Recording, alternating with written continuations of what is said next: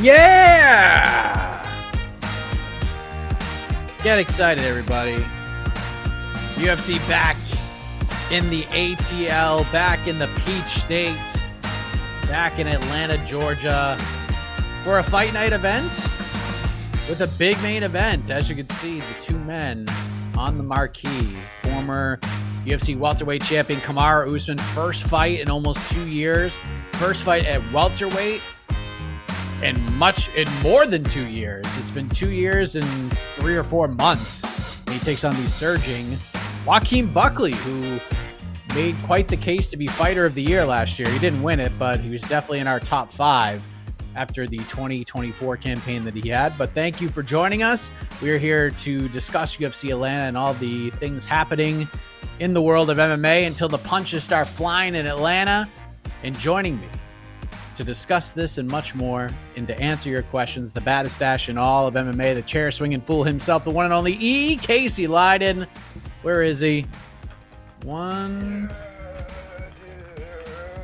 2, 3. Okay. It is a quality fight night. It's a quality fight night. It seemed like you struggled to get to 3 there, but maybe it's just because you're tired. What, hard training today, perhaps? Yeah, hard training. I have my foot hurts. It was one of those things like I kicked someone's knee and I was like, oh, I'll worry about that later. And then later happened and yeah, now it hurts. Yes. So my foot hurts.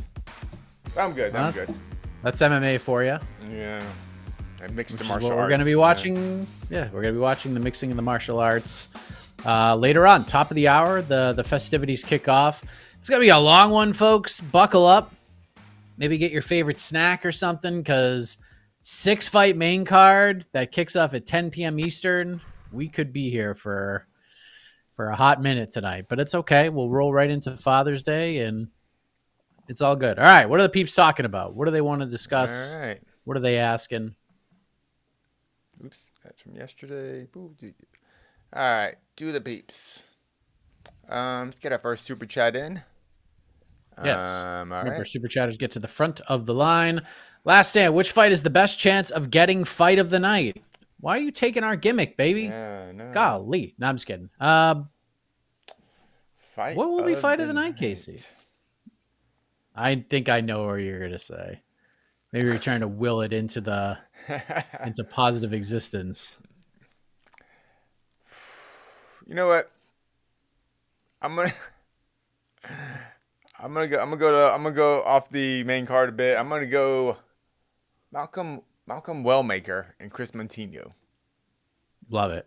I think Montinho's he's gonna take an ass whooping tonight, but you know we love him and we appreciate his grit, and I think the UFC might reward him with extra $50K. Could happen there. I do think a bonus is going to come from that fight one way or the other. Yeah. Either it's going to be just an absolute war or someone's getting finished quick. Boy,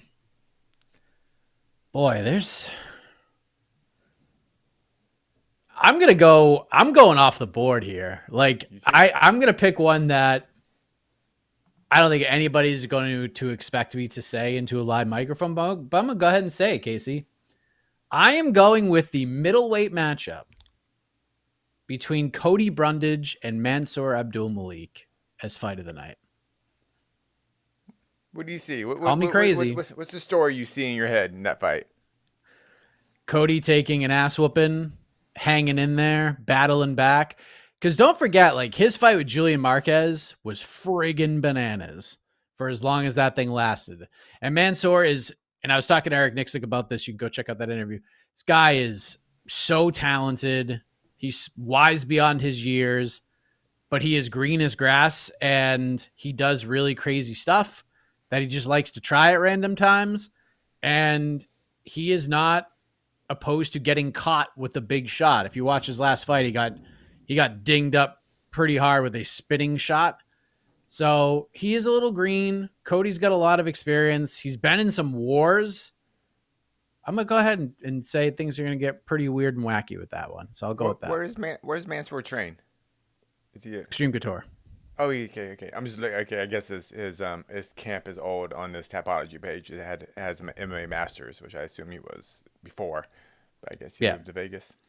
Yeah, I'm very curious about that fight. It's gonna be good. He's how old is he? 27. All right. Yeah, he's a very good Yeah, he's a prospect. young man. Yeah, he's a very good prospect. Yes. But All we'll right. see. Thank you, Last Dan. Bobby Atkins. Oh, look, similar question. Which prospect do you like more, Abdul Malik or Omar Sy? Off topic thoughts on the Talbot booking. Probably Abdul Malik, but I like both of them. Mansour is he's a monster.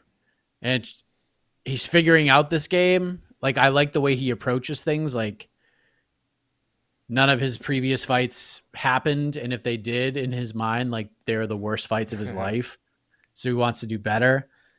And he's just a freak athlete from everybody that I've talked to. So I'll go with him. The Talbot book, he's fighting Felipe Lima. Weird one. Great fight. But I don't think Peyton Talbot's going to win that fight. So that is why it's weird. Oh. Felipe Lima's good, man. He's a good fighter.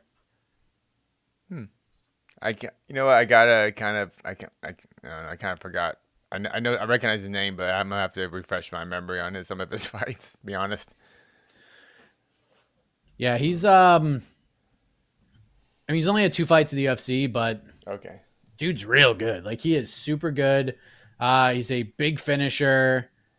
Finished Muhammad Naeem off in his debut. He fought Miles Johns on that Tampa card. Miles Johns is a good fighter. Yeah. He beat him. Went out there and beat him. So I think, Yeah, I don't know. It's kind of questionable booking to me. Like, Well, maybe they see.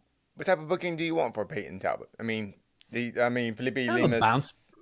He seems to be, Kind but of a he's on the bounce back fight. lower end of the 135 division. You think you should fight like an, I don't know, what would your if you could perfectly match Peyton Talbot to him for his own career's sake, not necessarily. Let me look at my rankings real quick. Let me pull them up.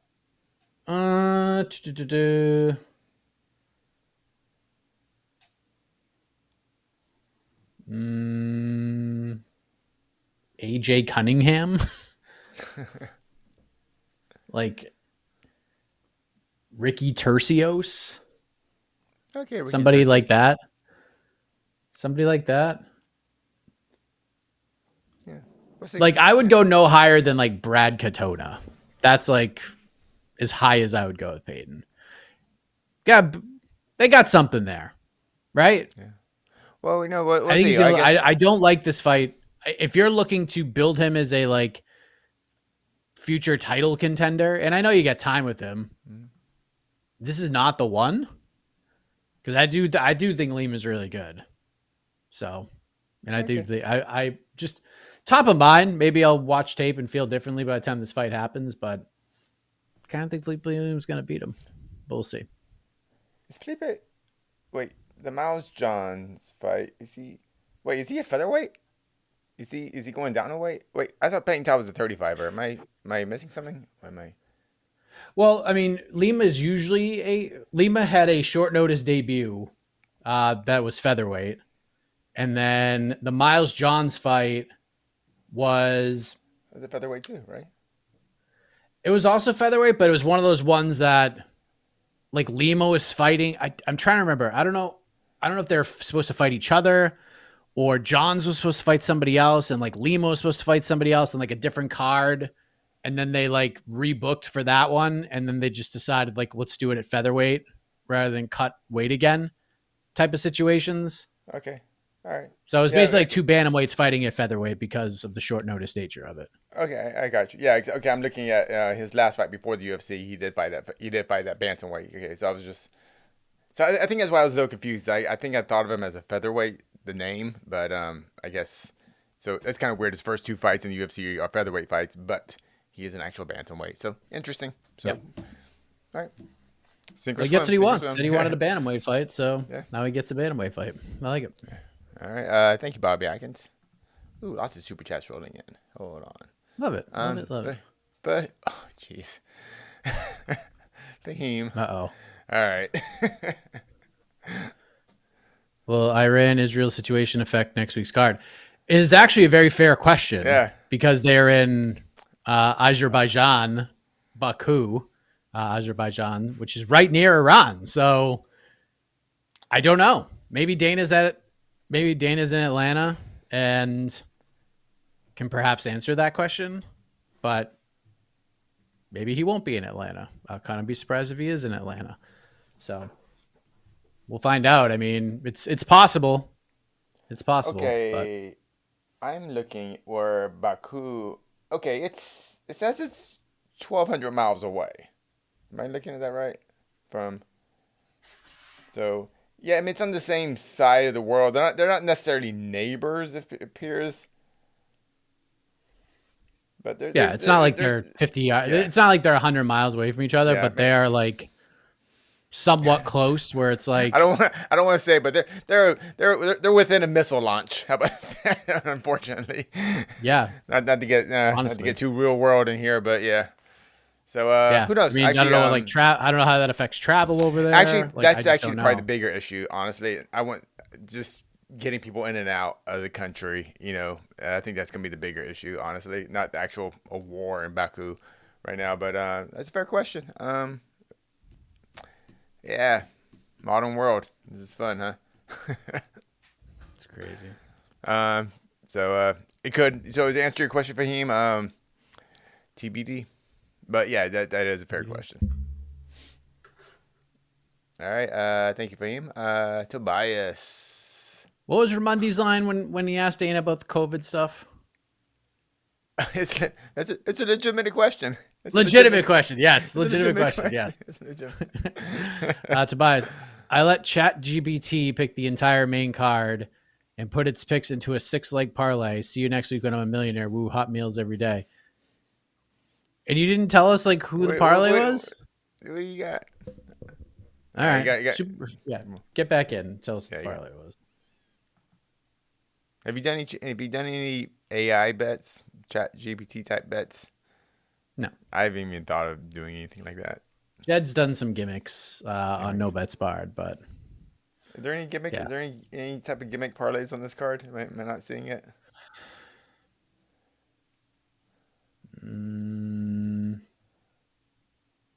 I don't know.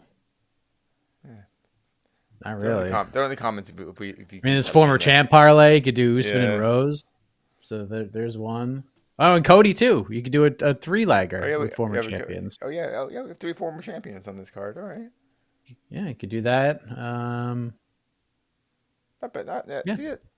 That's a good. That's a good fight night. You got 3 former champions. You know, still. You know. Yeah. I want to say no. Okay, none of them in their prime, but well, you know, former champions. Yes. Steven. Boys just got home. It's 8:30 a.m. Parker Porter, let's effing go. Woo. Yes. Yeah, so Ice War. There's an Ice Wars card, I believe, tonight as well. So there's so much going on. We have Ice Wars. We have BKFC, headlined by the great Parker Porter. Dirty Boxing 2 kicks off in 15 or so minutes as well. So yeah, lots going on. And NBA Steven tonight, adds, too? I'm not. Assume some NBA tonight. No, they played last night. Right? Oh, okay, never mind. Then. Yeah, it was last night. Yeah, after this week and all the union stuff, I don't even know what day it is. Yeah, I truly I'm don't. with you. It's been a actually more fighter week. Yeah. Yeah. Actually more fighter for a Garbrandt O'Malley fight if he wins than Cejudo. Thoughts? Also JDM higher than Pants on UFC's pound for pound. That is pretty wild. Like, it's pretty crazy. What does Pants have to do? JDM, I don't know, because he's not going to move up anywhere beating Kai. What does Pants? You know what I mean? It's just going to stay where he's at. So he's going to have to move up to third. He's going to have to vacate, go fight Merab and beat him, and then he moves up. That's okay, like that's on the literally the only thing UFC's rankings. That can't be our rank. Our rankings can't have.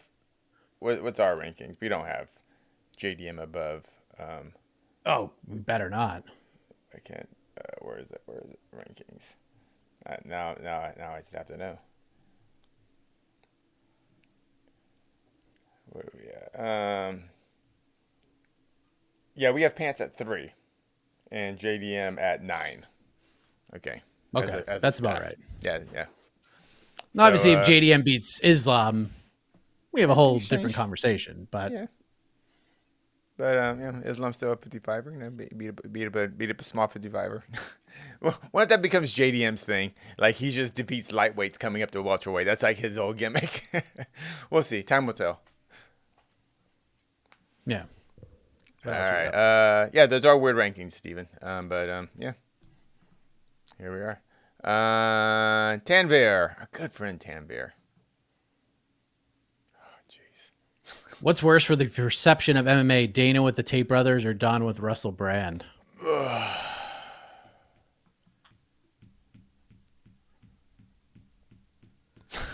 I mean, I'm gonna go Dana of the Tate brothers because it's a freaking UFC, and Don and PFL is like a, if a tree falls in the woods and I don't know, no one hear it, whatever. If no one's there to hear it, is that a thing? I don't know. I think like the Russell Brand thing even kind of break out of the MMA Twitter sphere? I know the Tate and Dana thing did. And yeah, it's Tate's definitely the correct answer because Tate is definitely the correct answer because it's the UFC and everybody knows what the UFC is. Not everybody watches it, but they know what it is, and they know most know who Dana White is at this point. No one knows who Don Davis is, and outside of like the hardcore fan base, nobody knows what PFL is. Yeah. So it's definitely Dana and the Tates, but terrible look for Don. Like PFL, like this whole year has just been forced error. Yeah. It's the opposites attract Paula Abdul song. 2 steps forward, 2 steps back. It just every time they get momentum, they get bumped back because Don does something real dumb. This is real dumb. Real dumb. So has he? I mean, he stays up to date on social media. I mean, did he say anything? Did he kind of? No. Of course he didn't.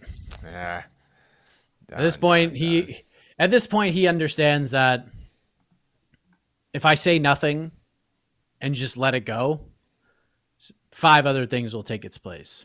And he's not wrong, but it's a bad look.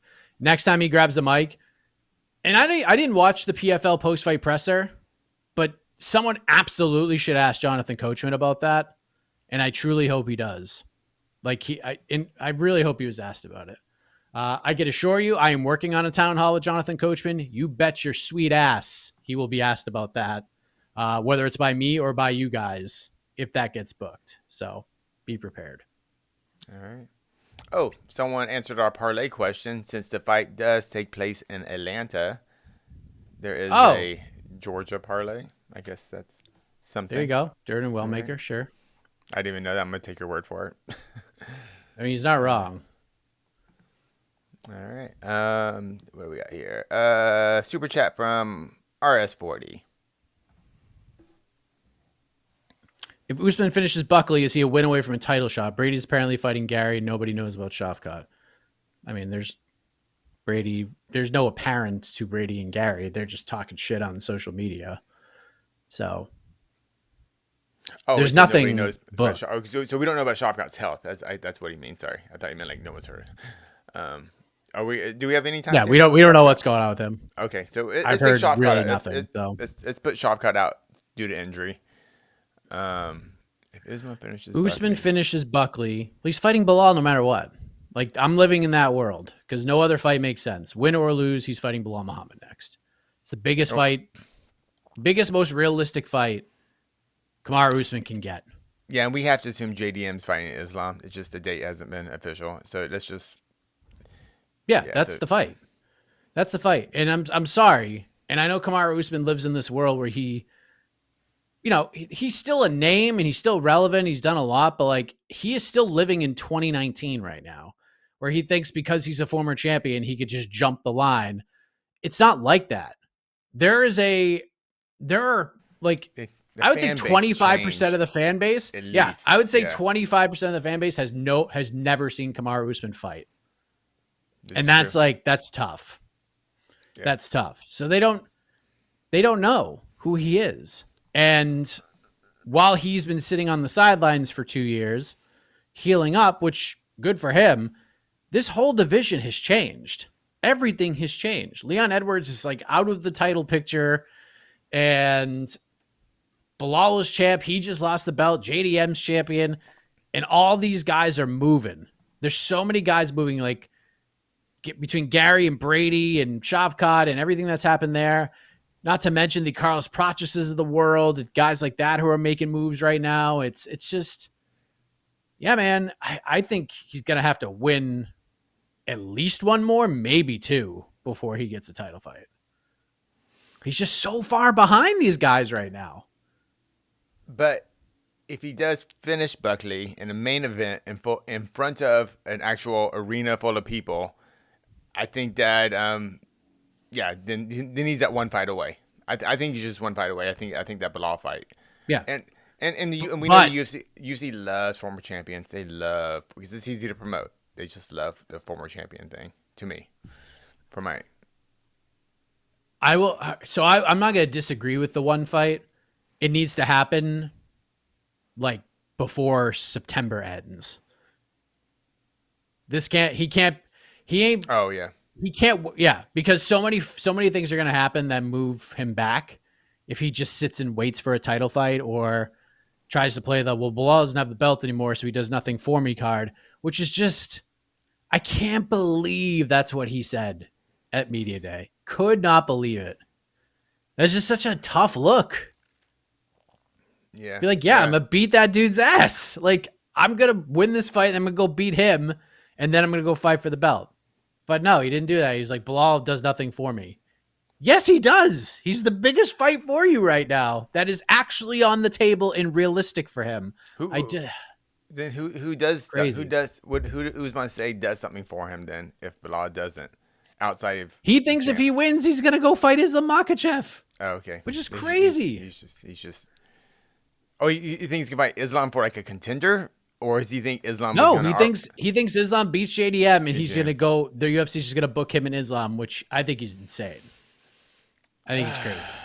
All right, well, you can say it, I guess. Just I will not be happy.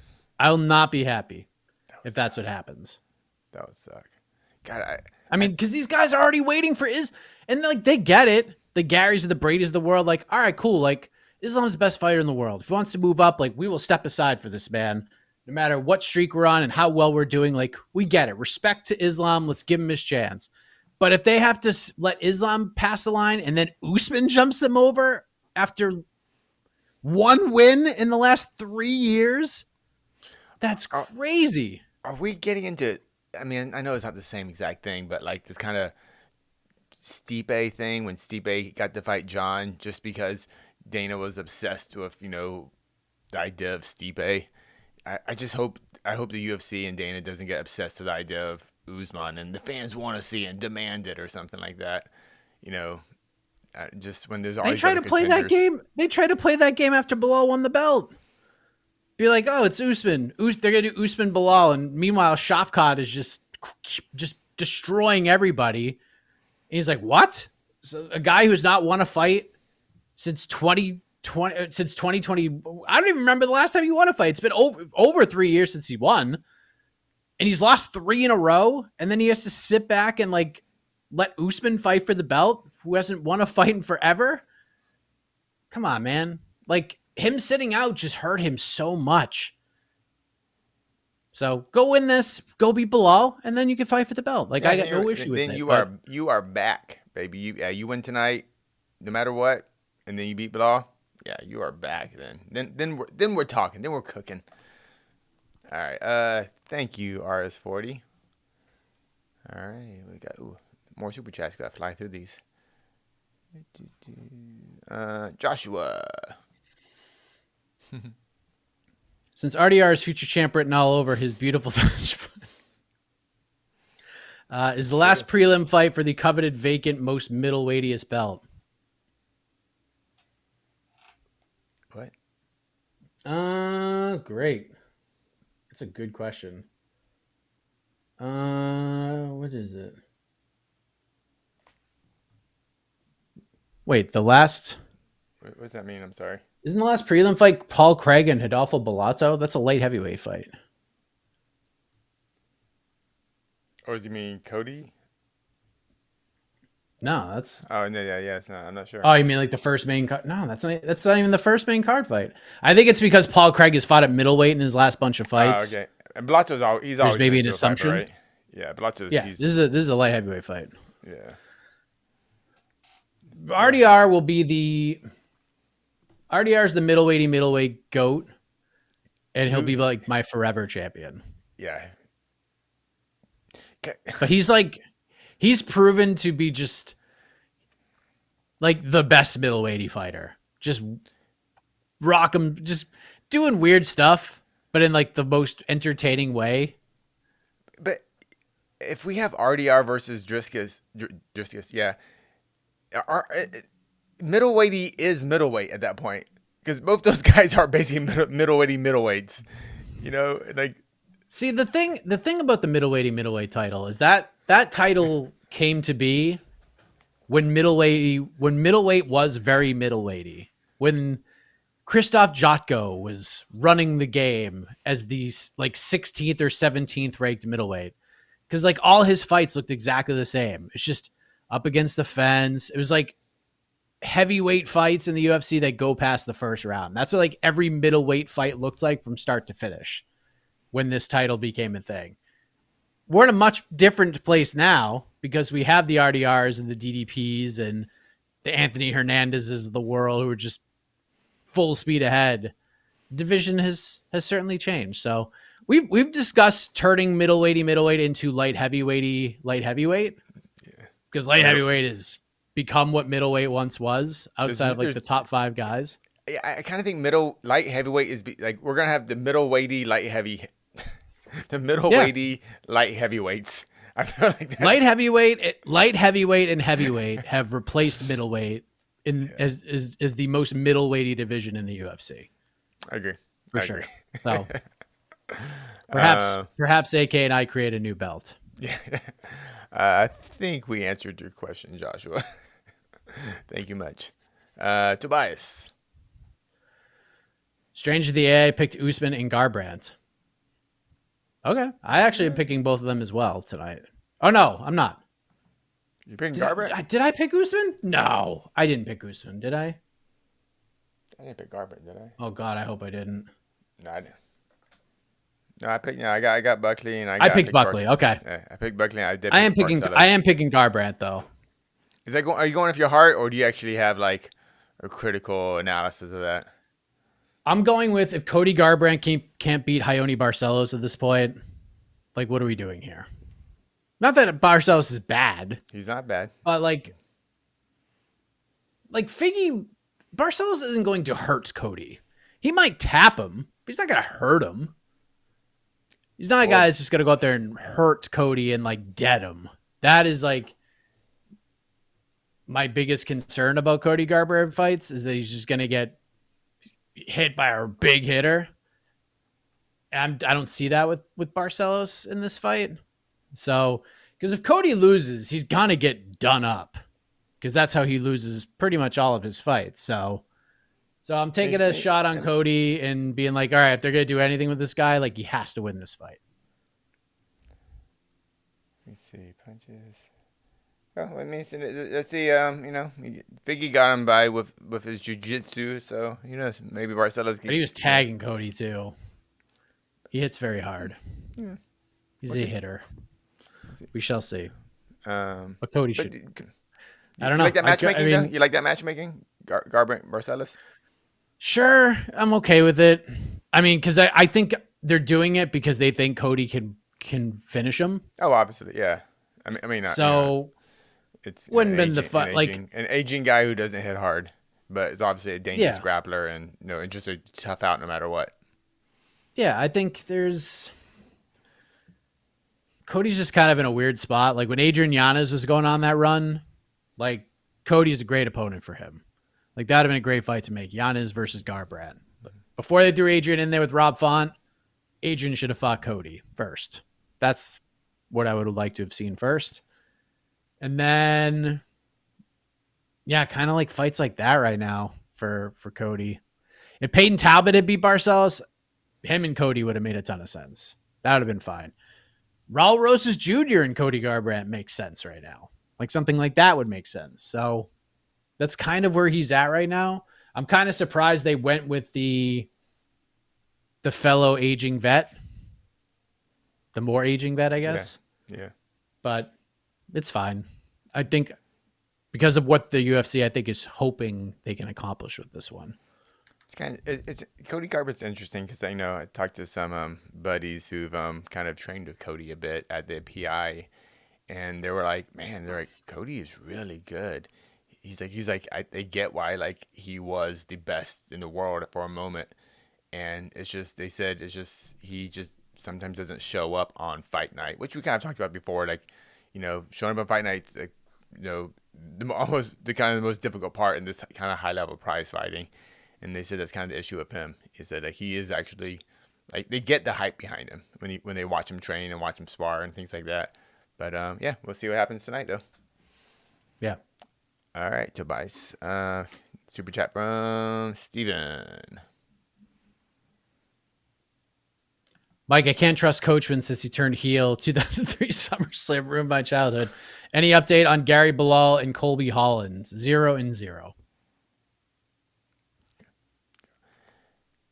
Colby's not going to fight Kevin Holland. That fight would make sense for Colby, but he's not. I don't think he fights Kevin. What does Colby do? I mean, at what point is the Colby thing done? And Colby's just a guy fighting. Is Colby always going to be Colby? You know what I mean? It's been done. Like That's it's right. been done since. In a sense, like he's not even a guy worth calling out. He's just like, you don't call out the number 30th welterweight. I mean, I don't If know you're what Holland, it makes sense because Kevin's been very clear on what the types of fights he wants. He wants to fight older, declining guys. He's got a gimmick. I appreciate that gimmick. So okay, yeah, yeah. So in that sense, But yeah. like, But yeah. in terms of actually, Like I want to move up. Like Chiesa should call him out if he wins tonight and doesn't retire. Like that fight makes perfect sense. I have no issue with that. But like Ian Gary calling out Colby makes no sense. And I think he's learned that now. That fight does nothing for him. Yeah, but absolutely, yeah, absolutely nothing. Especially after the Buckley. And I know he took the Buckley fight on short notice. But again, and I say this all the time, you cannot have the energy of, oh, dude, it's Joaquin Buckley. I watched a little tape on him and I realized that like I could beat the shit out of this dude in a week's notice. This guy's not very good. He's afraid of me, all this stuff. And then you go out and lose, be like, yeah, rolled off the couch to take this fight. And I still did it to do the UFC a favor. Like you can't do that. That drives you crazy. The Jamal Hill thing with Alex Pereira. Yeah, I'm gonna destroy this man. I got the look at my mug. Wait to see what I do to this man when I leave him unconscious in the mat. And then it turns into overcame this big injury and dared to be great. Annoying. And then Patchy Mix. I'm gonna look right through this dude. I'm gonna run this dude over and then go right fight Marab. And then it became, I've been training ever since my last fight. I've been just waiting for the phone to ring. I've been in fight shape for a year. And then he loses and gets done up by Mario Batista, and it turns into, well, took the fight on 3 weeks' notice, gets a guy on an 8-fight win streak. Like, come on, man. That just drives you crazy. Just keep the same energy. Yeah, just say like, At least Jamal did that with Yuri. Like, he's learning. And like when he got knocked up by Yuri, he's like, yeah, man, he got me. Great fight. That's the attitude we'd love to see. But yeah, I just missed the guys going, you know what? He was better than me tonight. That sucks. But yeah, that wasn't the best version of me out there. But that's fine. That's all you want to hear.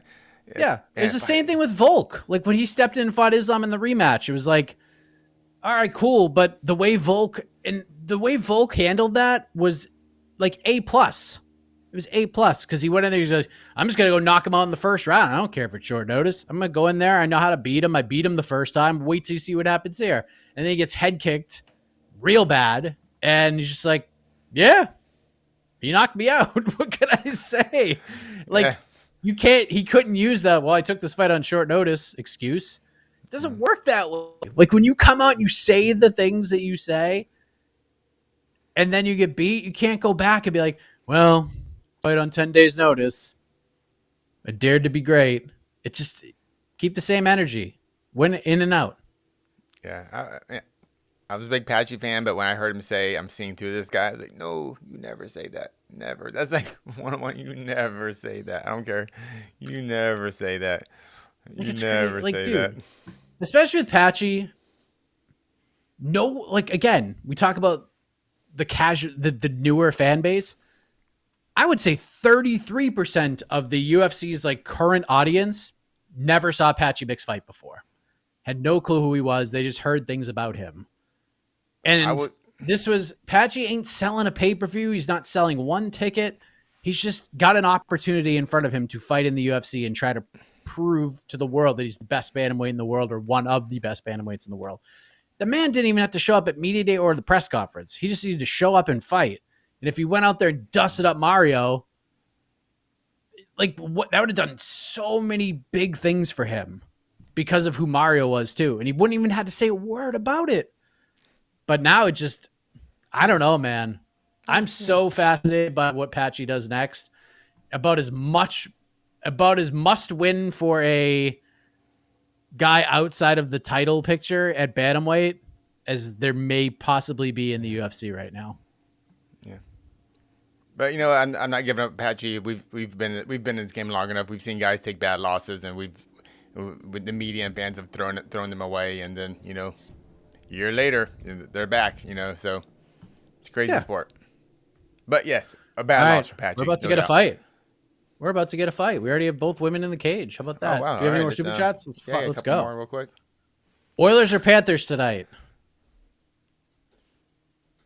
Panthers. Brad Marchand 2 goals. All right.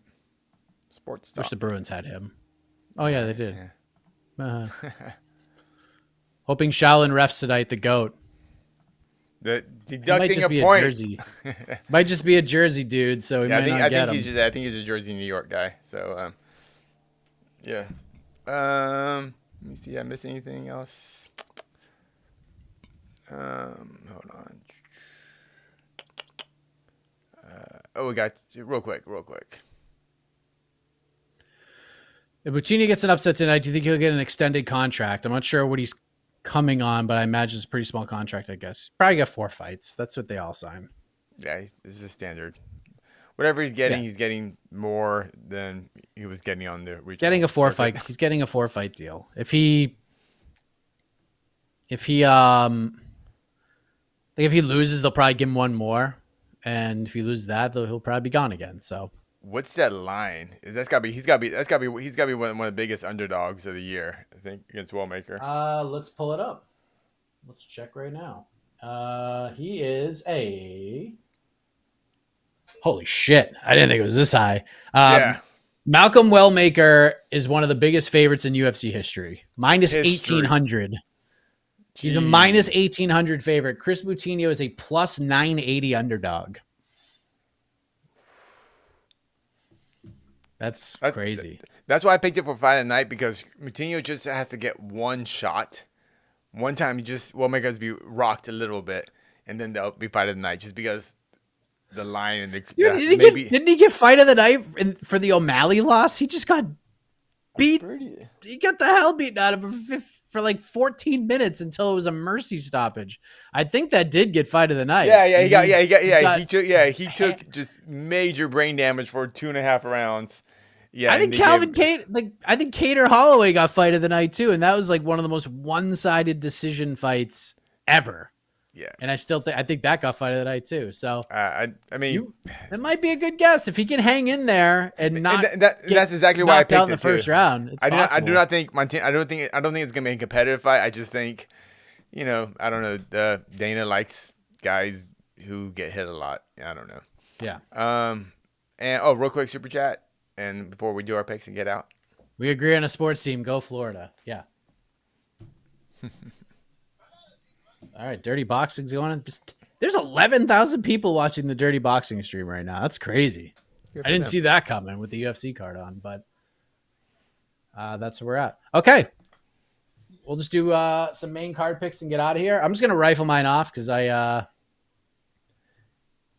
Jed's on site, so we're a little shorthanded on the editorial side. So let me pull up my picks. All right, main card, Umar C, second round KO. Abdul Malik, second round KO, TKO in a scrap. Cody Garbrandt, first round knockout. I'm not confident in that. The one bet I have is Andre Petrosky. I got him at plus 205. Submission round 3 is the pick there against Edmund Shabazian. And then I have Rose and Buckley by decision. All right. I got Sai, KO, second round. Abdul Malik, decision. Dominant decision, though. Barcelos, decision. Shabazian, KO, round 2. Maverick, decision. That's my upset pick. Maverick decision. Okay. And I'm going Buckley, knockout, round 4. By the way, you can hit the music. I'll leave them with this. Prelims, I have Horth, Angelosa, Ricky Simone, Cody Durden, Michael Chiesa, Bellato, Chris Mother-loving Moutinho, submission, round 2. How much money you put on that? I did not put any money on that. That is why, if this hits, I win our picks contest today. Okay. And that's that. Plus, always got to pick the good guys. So, all right, appreciate y'all. Thank you very much. We will be back way later tonight, probably around like 1:30 a.m. once this card ends. Oh, dude, Vanessa Demopoulos is just getting tagged up by Jamie Lynn Hort. So there you have it. Enjoy all the combat sports. Enjoy all the sports, all the sporting events that are happening right now. Appreciate you. Bye-bye. If you're out there protesting, be safe. Be safe. Yes, please.